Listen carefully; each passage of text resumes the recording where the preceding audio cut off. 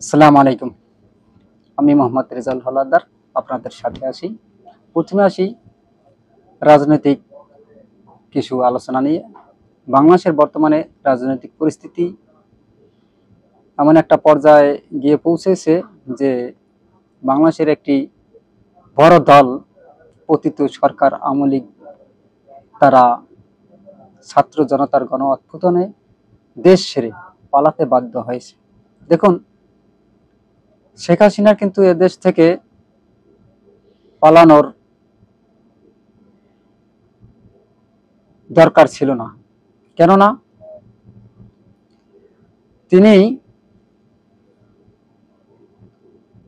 কেননা তিনি যে অপকর্মগুলো করেছে, এই অপকর্মগুলো যদি না করত, অর্থাৎ তার সাথে যে লোকজন ছিল তারা যদি তাকে ভালোভাবে বোঝাতে পারতো যে দেখুন, জনগণকে উত্তেজিত করে বা ছাত্র সমাজকে উত্তেজিত করে কোনো মানুষই চিরস্থায়ী ক্ষমতা ধরে রাখতে পারে না। আর ইতিহাস পর্যালোচনা করলে দেখা যায় যে সারা জীবন কোনো লোকই রাজত্ব করতে পারে না এবং ক্ষমতা টিকিয়ে রাখতে পারে না। কোনো একদিন না কোনো একদিন তার পতন অনিবার্য। এর কিছু ইতিহাস আমরা আসি।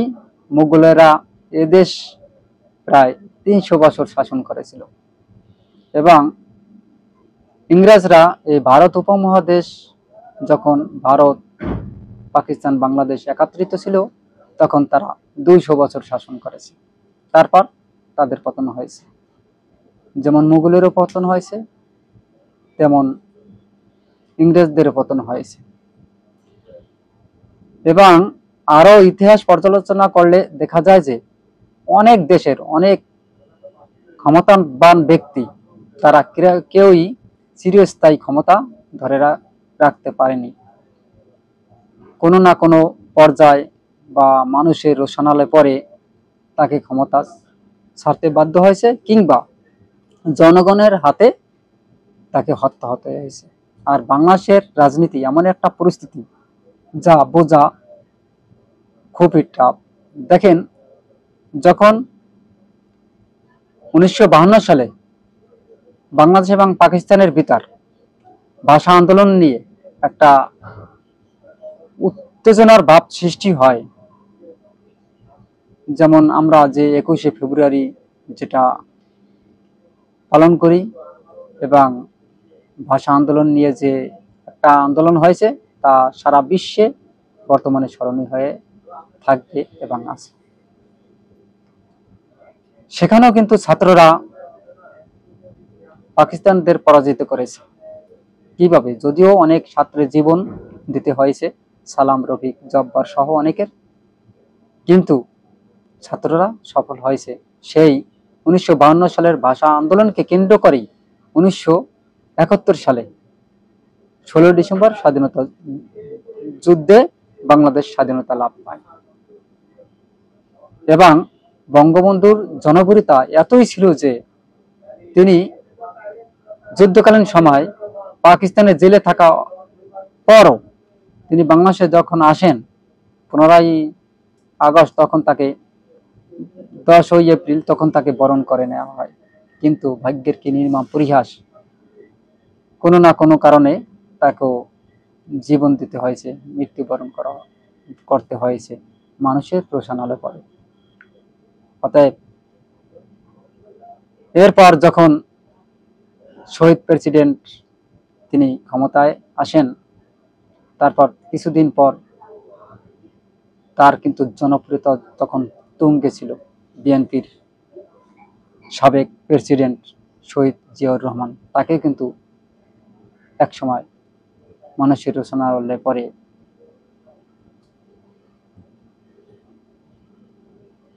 ব্রাশ ফায়ার করে তাকে মেরে ফেলা হয়। অতএব আরো যারা আছেন, যেমন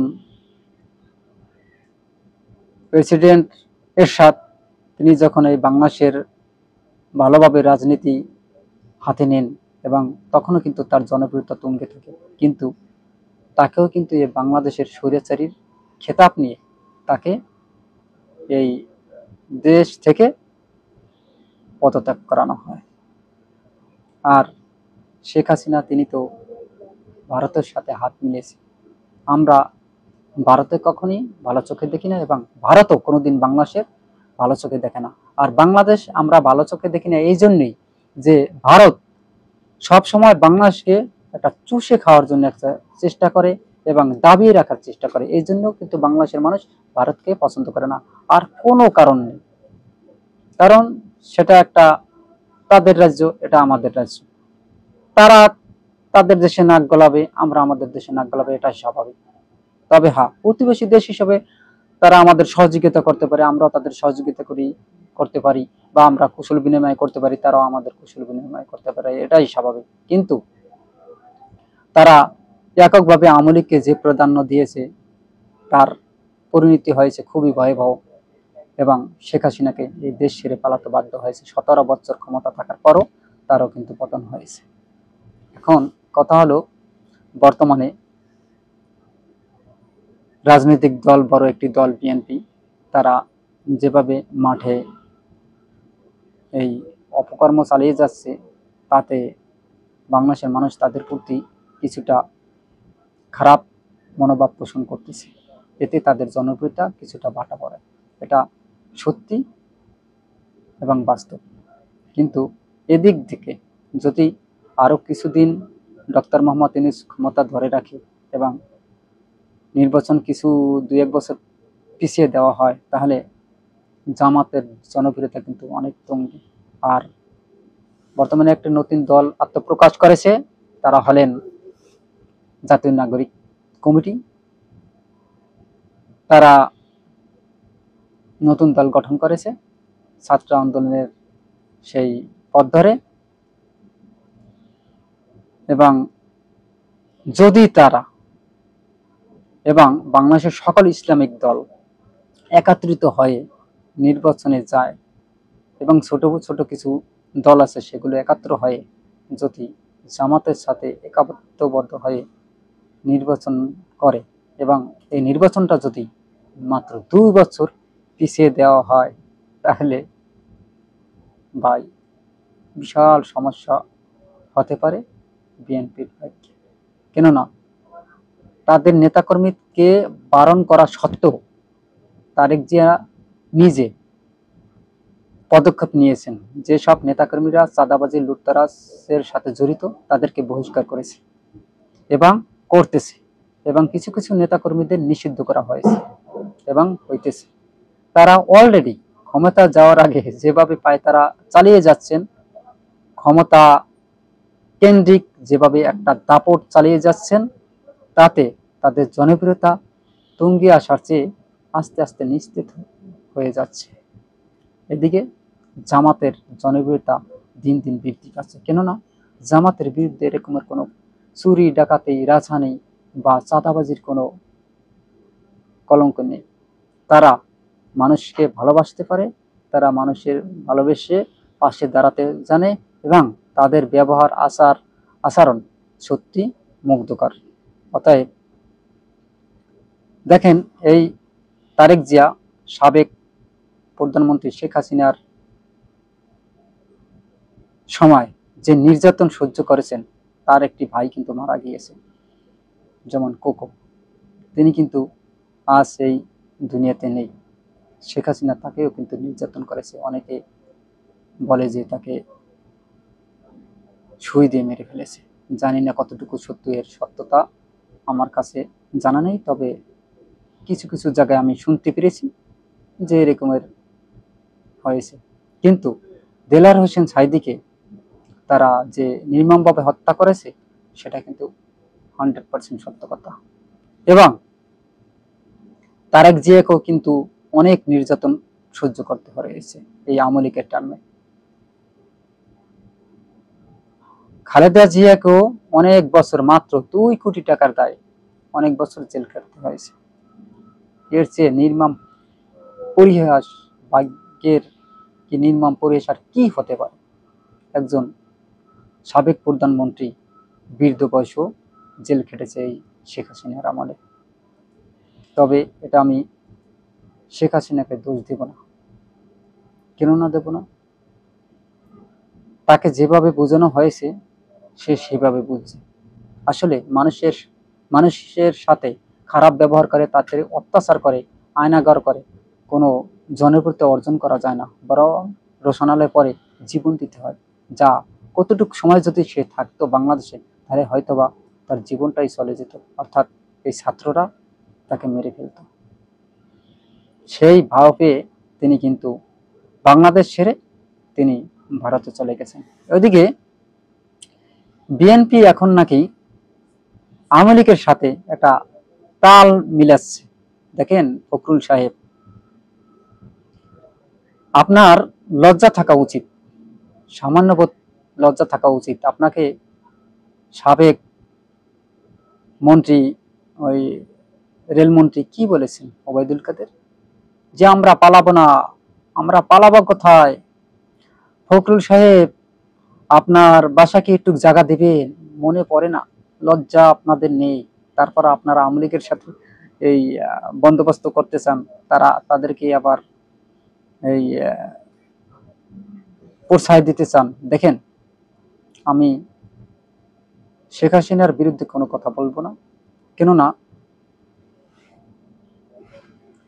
তিনি একজন মহিলা মানুষ, আর মহিলাদের মন মানসিকতা থাকে নরম। তাকে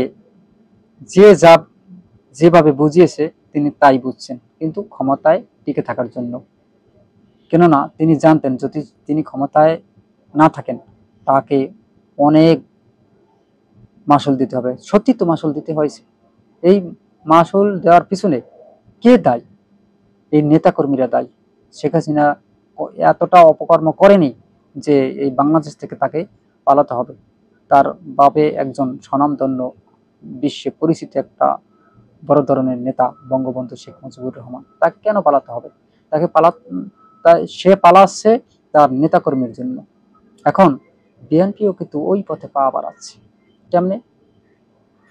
আওয়ামী লীগেরা যা যা করছে অপকর্ম, সেই অপকর্মগুলো বিএনপির ভিতর দিন দিন ঢুকে যাচ্ছে। কিভাবে?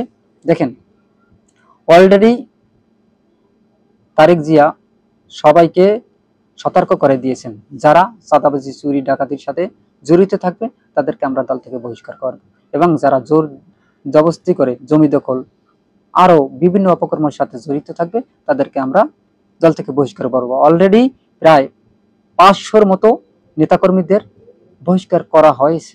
সে কিন্তু খারাপ কাজ করে নাই, সে কিন্তু বহিষ্কার করেছে, তার কথা কিন্তু সে রেখেছে। সে তো একটা নেতা, তার বাপে একজন ভালো লোক ছিল, শহীদ প্রেসিডেন্ট জিয়াউর রহমান। কিন্তু সে বুঝে, বারবার বলে যে দেখেন, আপনারা এত তাড়াতাড়ি লাফাইয়েন না, এবারে নির্বাচন হবে কঠিনতম নির্বাচন। আপনারা ভাববেন না যে আপনারা ক্ষমতায় চলে গেছেন।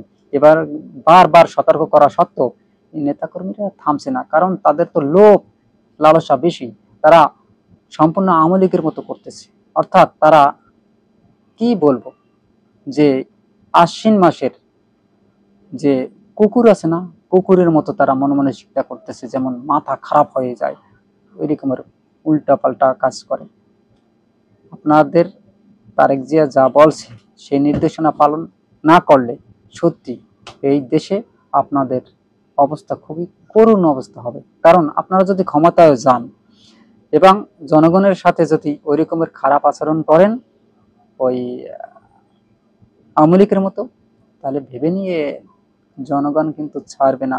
এই জনগণই আপনাদের টেনে হিঁচড়ে বের করে নিয়ে আসবে। ক্ষমতা চিরস্থায়ী নয়। অতএব সবাই ভালো কাজ করার চেষ্টা করুন, জামাতের মতো চলার চেষ্টা করুন। জামাত দেখেন, জামাত একটি আদর্শ দল। আপনারা মানেন আর না মানেন, জামাতের পক্ষ নিয়ে কথা বলছি না, এটা একদম লিগার কথা বলছি, যেটা সত্যি বাস্তবিক সেই কথা বলছি। জামাতের মতো যদি আপনারা চলতে পারেন, এই দেশটাকে করতে পারেন সুন্দর, তাহলে এই দেশটা একদিন সত্যি সোনার বাংলায় পরিণত হবে। আজ এই রাজনৈতিক সংলাপ নিয়ে এখানেই শেষ করছি। আসসালামু আলাইকুম ওয়া রাহমাতুল্লাহি ওয়া বারাকাতুহু।